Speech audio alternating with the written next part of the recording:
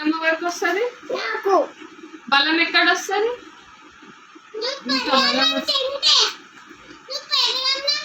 నోట్లోనే పోతలేదు బుక్క. బుక్క ఒక్క బుక్ కూడా పెట్టుకోలేదు. పెట్టుకుంటుండు ఫాస్ట్ గా. కూర్చోడు చూస్తుంది అంత దెబ్బ దెబ్బ తింటుంది. చూడాలి కూర్చోడా. ఎలా కొడతావు? ఎట్లా కొడతావే? అది తింటే బలం వస్తుంది, ఇలా కొడుతుంది కదా.